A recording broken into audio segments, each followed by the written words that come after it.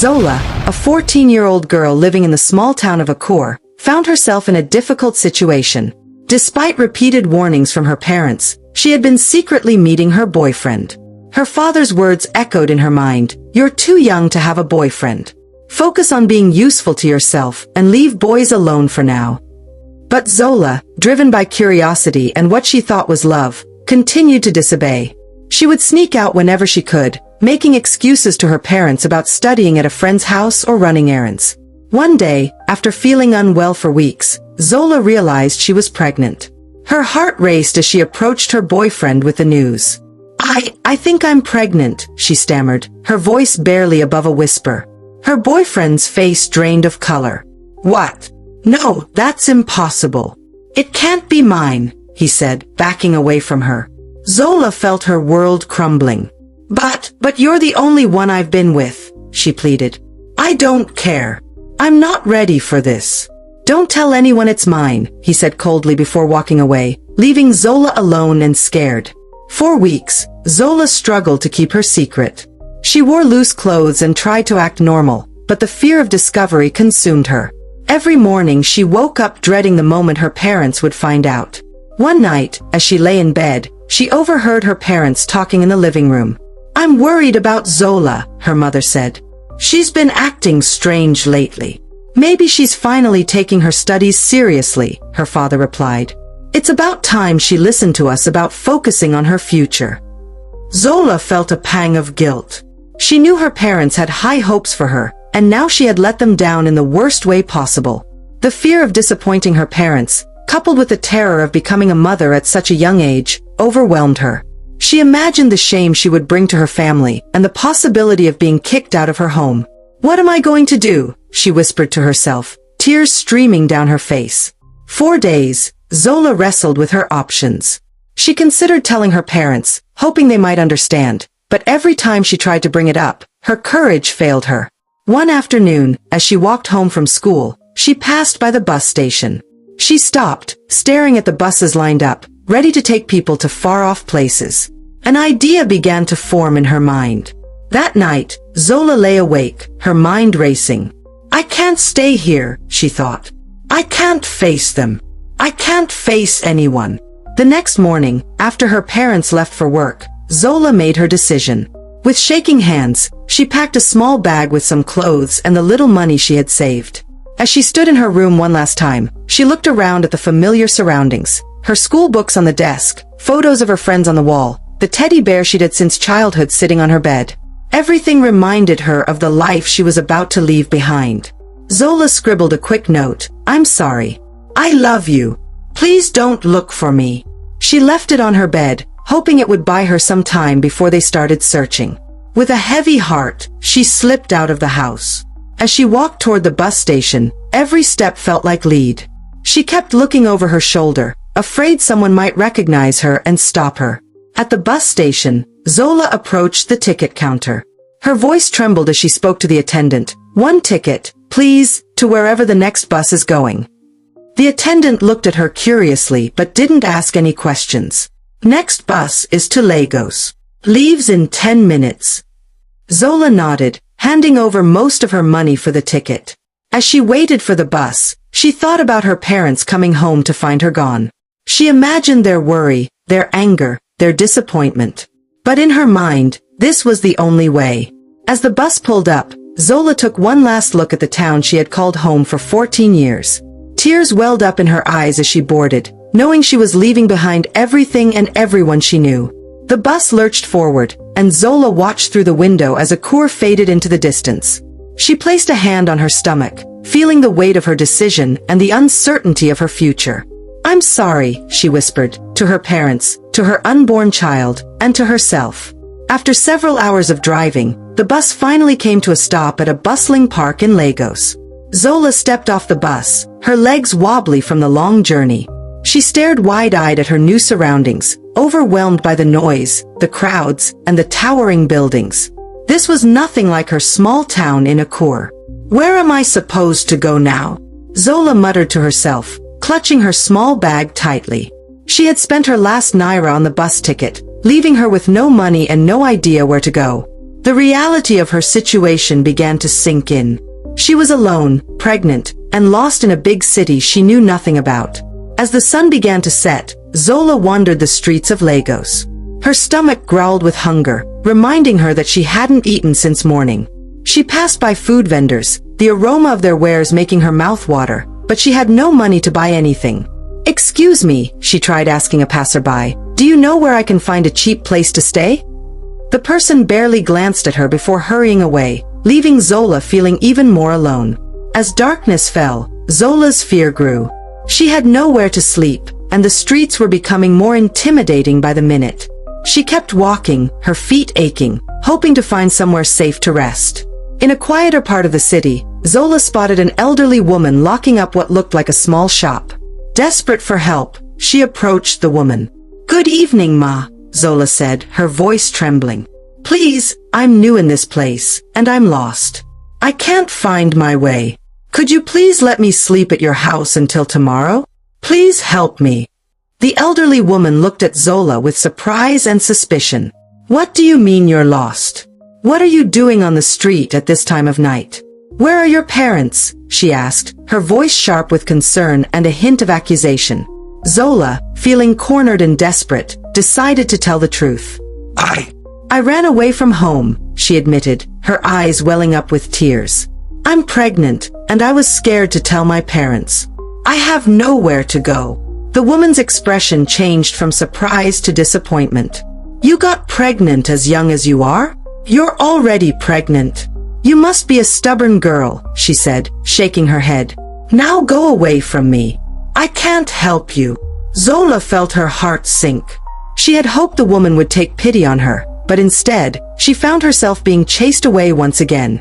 With tears streaming down her face, she walked away, feeling more alone than ever. As she continued her aimless wandering, exhaustion began to take over. Zola found a large tree in a quiet area and sat down, leaning against its trunk. Her eyelids felt heavy, and she was just about to drift off when she heard footsteps approaching. Zola's eyes snapped open, and she saw a group of young men walking toward her, their loud voices and aggressive body language making her heart race with fear. Without thinking, she jumped to her feet and started running. "Hey, where are you going?" one of the boys shouted. To Zola's horror, she heard them start to chase her. Her pregnant body protested as she ran as fast as she could, her breath coming in short gasps. "Please God, help me." She prayed silently as she darted down unfamiliar streets, trying to lose her pursuers. After what felt like hours but was probably only minutes, Zola could no longer hear the boys behind her. She slowed down, her lungs burning and her legs shaking. She found herself in a quiet, partially developed area of the city. As she caught her breath, Zola's thoughts turned to her family back in Akur. She imagined her mother discovering her empty room and the note she had left. She could almost hear her father's angry voice and her mother's sobs. The guilt and homesickness washed over her. "I'm sorry, Papa," she whispered into the night, tears falling freely now. As she walked through the quiet area, Zola spotted an unfinished building. It was just a concrete shell with no windows or doors, but it offered some shelter from the elements and prying eyes. Cautiously, she approached the structure. "Hello," she called out softly, making sure no one else was using it as a shelter. When she received no response, she stepped inside. The floor was hard and dusty, but to Zola's exhausted body, it felt like a luxury. She found a corner that was partially hidden from view of the entrance and settled down, using her small bag as a pillow. As she lay there, trying to get comfortable, Zola placed a hand on her stomach. "I'm sorry, little one," she whispered to her unborn child. "I don't know what we're going to do, but I'll figure something out. I promise." The night was long and uncomfortable. Every sound made Zola jump, fearing that someone had found her hiding place. But as the first light of dawn began to filter into the unfinished building, she realized she had made it through her first night in Lagos. Sitting up and stretching her sore muscles, Zola looked around her makeshift shelter. It wasn't much, but for now, it was the only place she had. "I guess this is home now," she said to herself, her voice a mixture of resignation and determination. As the city outside began to wake up, Zola steeled herself for the challenges ahead. She had no money, no food, and no plan, but she was alive, and for now, that had to be enough. With a deep breath, she stepped out of the building, ready to face her first full day in this strange, overwhelming city. As time passed, Zola's pregnancy progressed rapidly. Life in Lagos was incredibly hard for her. Each day was a struggle to find food and stay safe. She often resorted to begging on the streets, approaching strangers with pleading eyes. "Please, can you spare some food?" she would ask passers-by. Some ignored her, while others gave her small portions or a few naira. To earn a little money, Zola started washing clothes for people in the neighborhood. "I can wash your clothes for you," she'd offer to women she saw in the area. "I'll do a good job, I promise." One woman, Mrs. Adabo, became a regular client. "You're a hard worker, Zola," she'd say, handing over a small payment. "But you shouldn't be doing this in your condition." Zola would just nod, grateful for the work. "Thank you, Ma. I have no choice." Months went by like this, with Zola barely scraping by. Then, one evening, as she sat in her makeshift home in the unfinished building, she felt a sharp pain.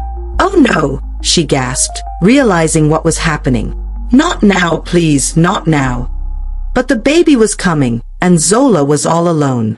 She screamed in pain, her cries echoing in the empty structure. "Help! Somebody, help me!" she yelled, but no one was around to hear. For hours, Zola pushed and cried, the pain unlike anything she had ever experienced. "I can't do this," she sobbed, but her body kept working to bring the baby into the world. Finally, with one last agonizing push, the baby was born. Zola, exhausted and in shock, stared at the tiny crying infant. "Hello, little one," she whispered, tears streaming down her face. With shaking hands, she cleaned the baby as best she could, using the cleanest cloth she had. As she held her child, a boy, Zola was filled with a mix of love and despair. She knew she couldn't provide for him. She had no money, no home, no way to keep him healthy and safe. "What am I going to do with you?" she asked the baby, who had quieted and was looking up at her with unfocused eyes.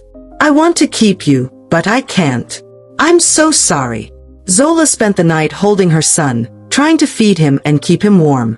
But as the sun rose, she knew she had to make a difficult decision. She couldn't keep the baby with her. It would be a death sentence for both of them. An idea formed in her mind, a way to give her son a chance at life. It broke her heart, but she knew it was the only way. "I have to be strong," she told herself. "For you, my little one. For you." She looked into his tiny face, her heart heavy with the decision she was about to make. Tears streaming down her cheeks, she spoke softly to him. "My sweet baby," Zola whispered, her voice trembling. "Please forgive me for what I'm about to do. I know you won't understand, but I'm so sorry. This is the only way I can give you a chance at a better life. I want you to know that I love you so much." With shaking hands, Zola wrapped the baby in the cleanest cloth she had. She took a deep breath, steeling herself for what she was about to do. "It's time," she murmured, more to herself than to the baby. Zola stepped out of her shelter, holding her son close. She walked to the next street, where she knew a wealthy family lived. Their large house stood out among the other buildings, a symbol of prosperity that Zola could only dream of. As she approached the mansion, doubt crept into her mind. "What if this doesn't work?" she thought. "What if they don't find him?" But she knew she had to try. It was her son's only chance at a good life. With a final kiss on her baby's forehead, Zola gently placed him near the gate of the mansion. She arranged the cloth to make sure he was comfortable and visible. "Be safe, my love," she whispered before quickly moving away to hide behind a nearby tree. From her hiding spot, Zola watched the gate intently. Minutes passed, feeling like hours to the anxious mother. Finally, the gate opened. Zola held her breath as she saw a well-dressed couple step out. It was the billionaire and his wife. The couple stopped abruptly, their eyes landing on the bundle near their feet. "What's this?" the man asked, bending down to look closer. His wife gasped. It's a baby. Oh my goodness, how did it get here?" They looked around, searching for any sign of who might have left the child. Zola pressed herself against the tree, her heart pounding. "We can't leave it out here," the woman said, carefully picking up the baby. "Let's take him inside and figure out what to do." The couple retreated into their house, carrying Zola's son with them. Zola watched them go, her emotions a mix of relief and heartbreak. She slid down the tree trunk, sobbing quietly. "Be good to him," she pleaded silently to the wealthy couple. "Give him the life I can't." With a heavy heart, Zola stood up and walked away from the billionaire's house. She knew she had made the right decision for her baby, but it didn't make the pain any easier to bear. As she made her way back to her shelter, Zola whispered a final goodbye to her son. "I hope you have a wonderful life, my dear. Maybe someday, somehow, we'll meet again." Inside their luxurious home, Mr. Mark and his wife, Sarah, carefully carried the baby to their bedroom. They placed the infant on their large bed, both staring at the tiny bundle in disbelief. "What do we do now, Mark?" Sarah asked, her voice filled with a mix of concern and excitement. Mark ran his hand through his hair, looking just as bewildered. I'm not sure. We should probably call the police, report this." Sarah gently touched the baby's cheek, her eyes filling with tears. "But look at him, Mark. He's so small, so helpless." The couple exchanged a meaningful look. They had been trying to have a child for years, spending fortunes on fertility treatments, all to no avail. The pain of their inability to conceive had been a constant shadow over their otherwise successful lives. Mark sat down heavily on the edge of the bed. "You know, Sarah, maybe this isn't a coincidence. We've prayed for a child for so long." Sarah nodded, hope blooming in her chest. "Do you think, could this be our miracle?" Mark reached out and took his wife's hand. "Maybe it is. Maybe this is the gift we've been waiting for all these years." They both looked at the baby, who was now sleeping peacefully, unaware of the life-changing decision being made around him. "We could give him a wonderful life," Sarah said softly, "everything we've always wanted to give to our child." Mark nodded, a smile spreading across his face. "You're right. We shall keep the baby. This is our chance to be parents." Tears of joy streamed down Sarah's face as she carefully picked up the baby. "Hello, little one. We're your new mom and dad." Mark wrapped his arms around his wife and their new son. "We need to give him a name. What do you think?" Sarah thought for a moment. "How about Adam? It means defender or protector." "Adam," Mark repeated, testing the name. "I like it. Welcome to the family, Adam." Meanwhile, Zola couldn't shake off the guilt and worry about her decision to leave her baby at the billionaire's mansion. She spent her days and nights walking around the property, her mind filled with questions and doubts. "Did I make the right choice?" she would mutter to herself, staring at the grand gates. "Is my baby okay in there?" One evening, as she paced near the mansion, a security guard approached her. "Miss, are you lost? You've been here for hours," he said. Zola jumped, startled. "No, I'm just walking," she stammered. The guard looked at her suspiciously. "This isn't a public park. You can't stay here." Zola nodded and walked away, her heart heavy. She found a nearby bench and sat down, tears streaming down her face. "I'm sorry, my baby," she whispered. "I hope you're happy in there." Sleep became a luxury for Zola. Every night, she tossed and turned in her makeshift shelter, her mind racing with thoughts of her child. "Is he being cared for? Does he miss me?" she would ask the darkness, receiving no answer. One day, as Zola walked her usual route around the mansion, something caught her eye. A notice was posted on the wall, "Nanny needed." Her heart raced as she read it. "This is it," she whispered to herself. "This could be my chance to see my baby again." Zola stood there, staring at the notice, her mind racing. She knew it was risky. What if they recognize me? What if I can't handle being so close to my child without revealing the truth? She paced back and forth, talking to herself. Should I do this? Can I even pull it off? After hours of internal debate, Zola made her decision. "I have to try," she said firmly. "I need to know he's okay." The next day, Zola cleaned herself up as best she could and went to apply for the job. She rehearsed her story over and over. "Good morning," she said nervously to the woman at the gate. "I'm here about the nanny position." To Zola's surprise, she was ushered in immediately. She found herself sitting across from Mr. Mark and his wife. "So, Zola, tell us about your experience with children," Mr. Mark said. Zola took a deep breath. "I love children," she said, thinking of her baby. I've helped raise my younger siblings and cousins. Mrs. Mark smiled. That's wonderful. How do you handle difficult situations with children? With patience and understanding, Zola replied, her voice steadier now. The interview continued, and to Zola's shock, it ended with Mr. Mark saying, "Well, Zola, we'd like to offer you the position. Can you start tomorrow?" Zola nodded, barely able to speak. As she left the mansion, a mix of excitement and fear filled her. She was going to see her baby again, but at what cost? Zola started her job as a nanny in the billionaire household, her heart racing every time she saw Adam. She had to remind herself constantly not to show too much emotion. "Good morning, Adam," she'd say softly each day, fighting the urge to scoop him up and never let go. Mrs. Mark noticed Zola's gentle way with the baby. "You're so good with him, Zola," she said one day. "He really seems to like you." Zola smiled nervously. "Thank you, ma'am. He's a wonderful baby." When the family was out, Zola would hold Adam close, whispering to him, "My sweet boy, I'm your mama. I wish I could tell you." She would breastfeed him during these times, cherishing the bond. "This is our secret, okay?" she'd say, tears in her eyes. As weeks passed, Adam began to show a strong preference for Zola. He'd cry when she left the room and calm instantly in her arms. Mr. Mark commented on it one evening. "It's amazing how attached Adam is to you, Zola. You must have a special touch." "Oh, I just try my best, sir," Zola replied, her heart pounding. Mrs. Mark added, "We're so lucky to have found you. Adam clearly loves you." Zola nodded, unable to speak past the lump in her throat. She was grateful for this time with her son, but the secret was becoming harder to bear each day. That night, as she put Adam to bed, she whispered, "I love you so much, my little one, more than you'll ever know." Weeks passed, and Adam began to show a strong preference for Zola. He would cry when she left the room and calm instantly in her arms.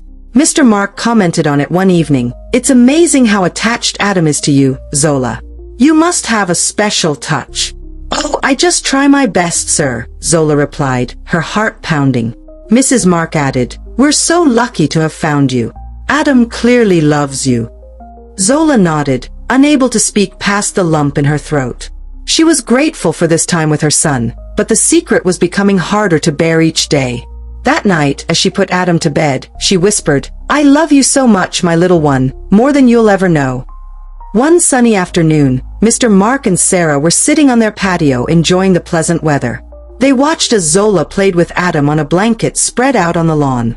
Sarah turned to her husband, a slight frown on her face. "Honey, I don't know, but have you noticed how attached that nanny is to Adam?" Mark nodded, his eyes focused on Zola and the baby. "I was just about to mention that, my darling.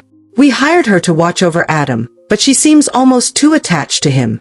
It's a bit unusual, don't you think?" They watched as Zola tickled Adam, making him giggle loudly. The sound of the baby's laughter filled the air. "Look at how she looks at him," Mark continued. "It's almost like, well, I don't know. I hope everything is all right with her." Sarah sighed, her expression softening. "Maybe we're overthinking this. She could just be a very dedicated nanny. Some people are naturally good with children." "That's true," Mark agreed, but he still looked concerned. "But don't you find it odd how quickly Adam bonded with her? He cries whenever she's not around." Sarah reached out and patted her husband's hand. "I understand your concerns, but let's not worry too much about it. She's taking excellent care of Adam, and that's what matters most." They fell silent for a moment, watching as Zola gently rocked Adam, who was starting to look sleepy. "You're right," Mark finally said. "She's probably just trying to be a loving nanny. As long as Adam is happy and well cared for, we shouldn't complain." Sarah nodded, smiling as she saw Adam yawn in Zola's arms. "Exactly. Let's be grateful we found someone who cares for our son so deeply." Zola was tidying up Adam's toys in the garden when she noticed Mr. Mark and Sarah talking on the patio. She couldn't hear their words clearly, but their frequent glances in her direction made her uneasy. Pretending to be busy, she moved closer, straining to catch their conversation. As she picked up a stuffed animal, she heard Sarah's voice. "That nanny is so attached to Adam." Zola's heart raced. She bent down, pretending to tie her shoelace, listening intently. Mark's response made her blood run cold. Too attached to the baby. Oh no, Zola thought, her hand shaking slightly as she placed the toy in the basket. She caught more snippets of their conversation, each word increasing her panic. As the couple's discussion ended, Zola straightened up, her mind racing. I have to be more careful, she whispered to herself. They're getting suspicious. I need to watch my steps. She took a deep breath, forcing a calm expression as she turned towards the house, all the while thinking, I can't lose this chance to be with my baby. I have to be smarter about this. For 10 long years, Zola lived a double life in the billionaire's household. Every day was a delicate balance of caring for Adam while hiding her true identity. She poured all her love into her son, savoring every moment they shared. Adam, have you finished your homework? Zola would ask, her voice gentle but firm. Almost done, Nanny Zola, the boy would reply, his face lighting up at her attention. As Adam grew, Zola marveled at his progress. She watched him learn to walk, talk, and eventually excel in his studies. Each milestone filled her with a bittersweet mix of pride and sadness. One evening, as she tucked him into bed, 9-year-old Adam asked, Nanny Zola, why do you always look sad when you think I'm not watching? Zola's heart skipped a beat. Oh Adam, I'm not sad. I'm just thinking sometimes, she replied, forcing a smile. Nanny, can I tell you a secret? 9-year-old Adam whispered. Zola's heart raced. Of course, Adam, you can tell me anything. You're my favorite person in the whole world, he said, hugging her tightly. Zola fought back tears. Oh Adam, you're very special to me too. Mr. Mark often boasted about Adam's achievements. Did you see Adam's latest test scores? He'd say to Sarah. He's at the top of his class again. He's such a smart boy. Sarah would agree, beaming with pride. Zola would listen to these conversations, her heart swelling with pride but aching with a secret she carried. She'd think to herself, that's my boy, my brilliant, beautiful boy. During quiet moments, Zola would sometimes allow herself to imagine a different life. What if I had kept him? She'd wonder. But then she'd look around at the luxurious home, the opportunities Adam had, and remind herself why she made her choice. Nanny Zola, can you help me with this math problem? Adam would call, snapping her out of her thoughts. Of course, Adam, she'd respond, grateful for another chance to be close to her son. Let's figure it out together. One afternoon, 9-year-old Adam was playing in the sitting room, running around with his toy airplane. As he zoomed past the ornate glass table, his elbow caught the edge of a delicate glass ornament. It toppled off the table and shattered on the marble floor with a loud crash. Adam froze, his eyes wide with fear. Oh no, he whispered. The sound of breaking glass echoed through the house. Within seconds, Sarah rushed into the room, her eyes darting from the broken glass to Adam, who was standing stock still next to the table. What? Sarah exclaimed, her face turning red with anger. Adam, you broke that glass on the table? I've told you so many times not to play near that table. Before Adam could explain or apologize, Sarah grabbed him by the arm and started spanking him. How many times do I have to tell you? That glass was expensive. Zola, who had been in the kitchen, ran into the room when she heard the commotion. Her heart broke as she watched Sarah punishing Adam. It took every ounce of self-control not to intervene. She clenched her fists, fighting the urge to protect her son. After the beating, Adam ran to his room, sobbing. Sarah, still fuming, stormed back to her own room without a word to Zola. Zola waited a few minutes, then quietly knocked on Adam's door. Adam, can I come in? A muffled, yes, came from inside. Zola entered to find Adam curled up on his bed, his face streaked with tears. She sat down beside him and gently stroked his back. I know you're sad now, Adam, Zola said softly. What happened was an accident. Next time, if you want to play, just come outside with me, okay? I'm always here for you. Adam looked up at her, his eyes red and puffy. I didn't mean to break it, he sniffled. I was just playing. I know, sweetheart, Zola soothed. Accidents happen. Adam sat up and threw his arms around Zola.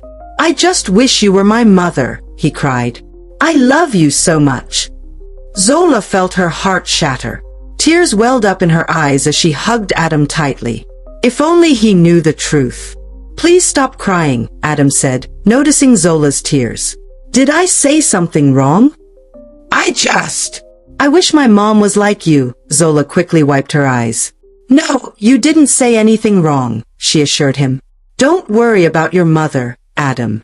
She's not a bad person. She was just angry because that glass was expensive.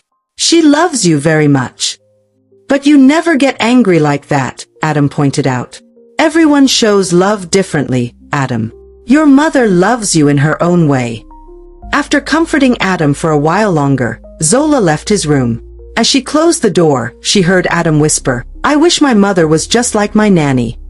Zola leaned against the wall outside Adam's room, overwhelmed by emotion. The irony of the situation wasn't lost on her. She was Adam's real mother, yet she couldn't tell him.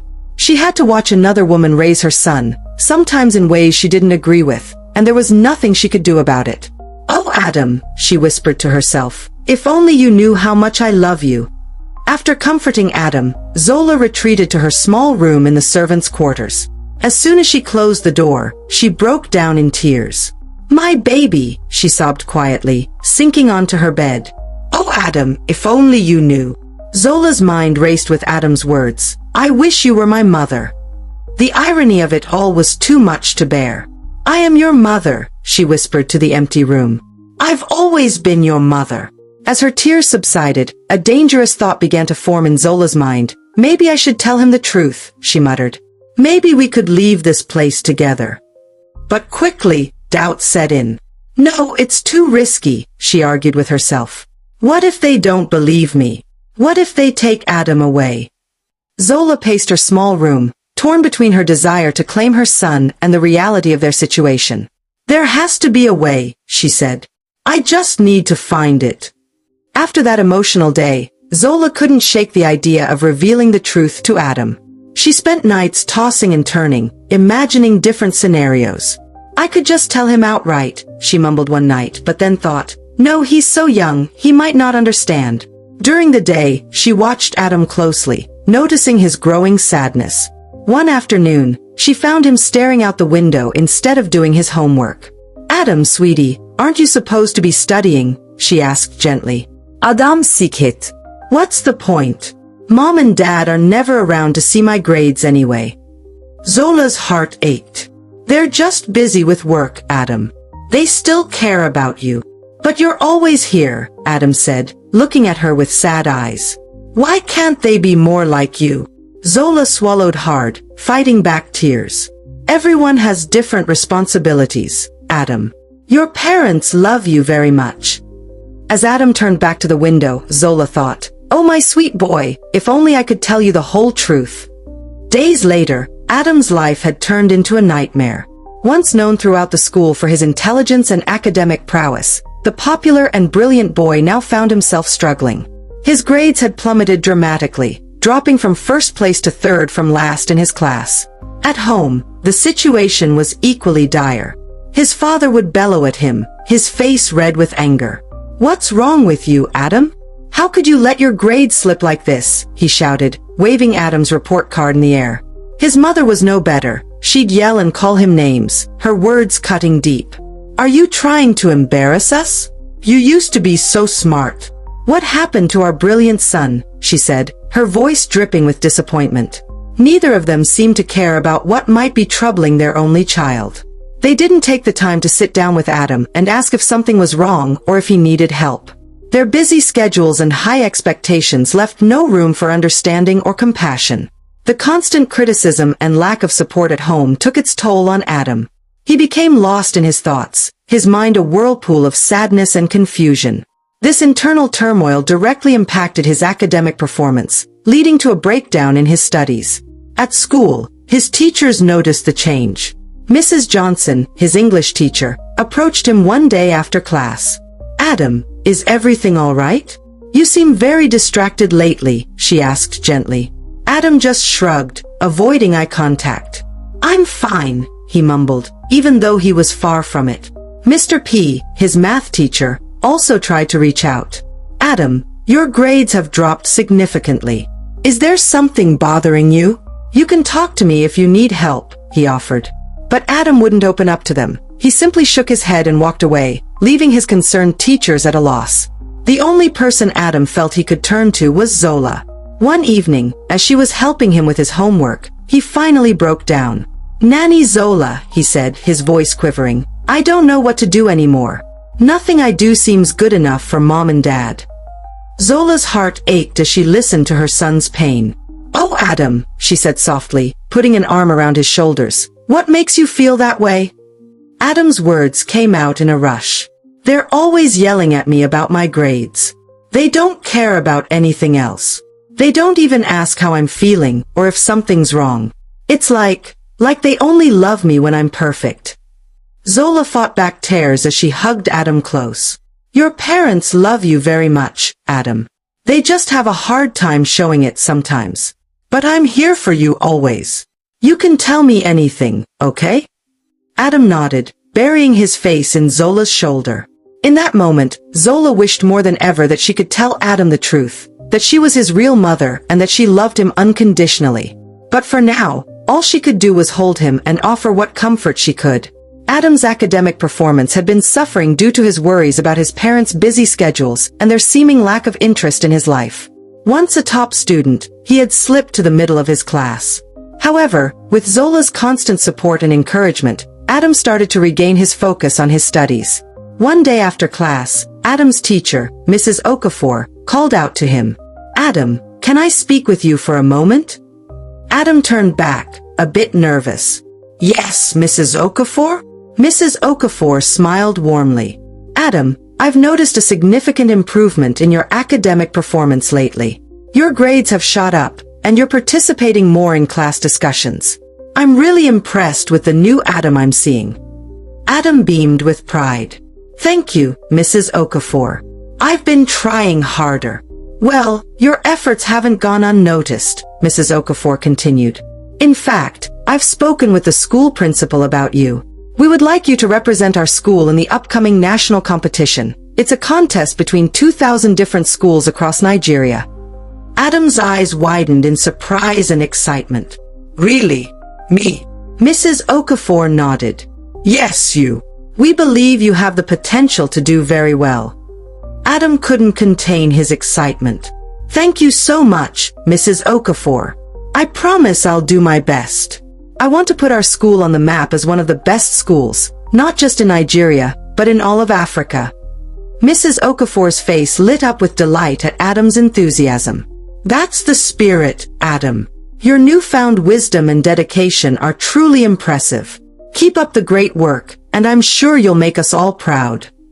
As Adam left the classroom, he couldn't wait to share the news with Zola. He found her in the kitchen preparing dinner. "Nanny Zola! Nanny Zola!" he called out excitedly. "You won't believe what happened today." Zola turned to him, smiling at his enthusiasm. "What is it?" "Mrs. Okafor said I'm going to represent our school in a big competition. It's against 2,000 other schools in Nigeria." Adam exclaimed. Zola's face beamed with pride. "Oh, Adam, that's wonderful news. I'm so proud of you." Adam hugged Zola tightly. "It's all thanks to you, Nanny. You always listen to me and encourage me. You make me want to do better." Zola felt tears welling up in her eyes as she hugged her son back. "You did all the hard work, Adam. You should be very proud of yourself." As they celebrated Adam's achievement, Zola couldn't help but feel a mix of joy and sadness. She was immensely proud of her son, but she wished she could share this moment with him as his mother, not just his nanny. The school competition arrived quickly, and Adam put his whole heart into representing his school. He had spent weeks preparing, staying up late to study and practice. On the day of the competition, Adam felt a mix of excitement and nervousness as he stood on the stage. "You can do this, Adam," he whispered to himself, taking a deep breath before starting his presentation. His hard work paid off.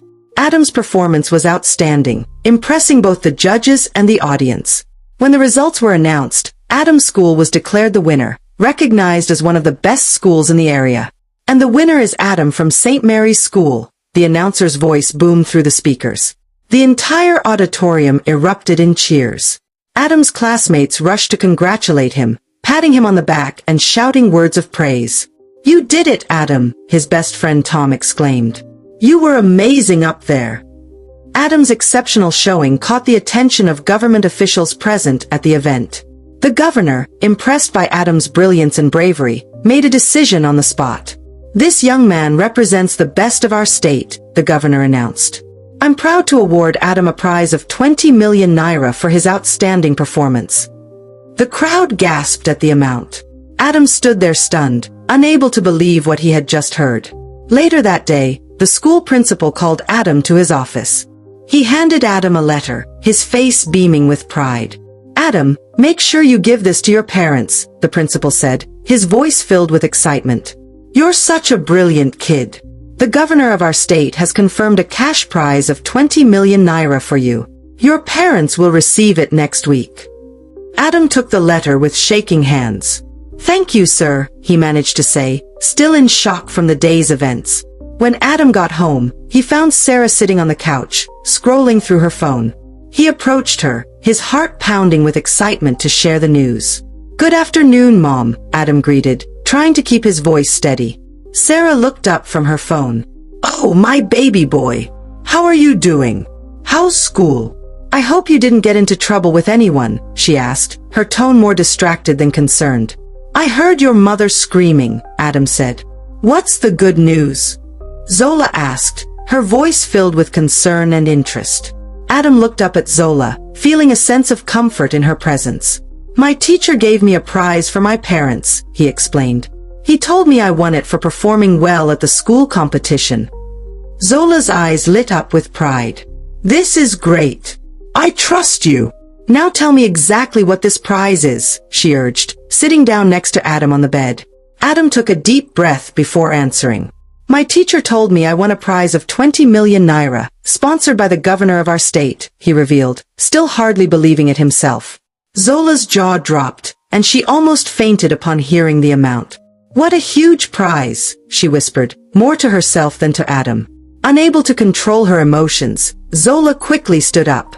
That's wonderful, Adam. You deserve it," she said hastily before leaving the room and retreating to her own quarters. Sitting alone in her small room, Zola's mind raced. Adam won a prize of 20 million naira, she thought, her heart swelling with pride and pain.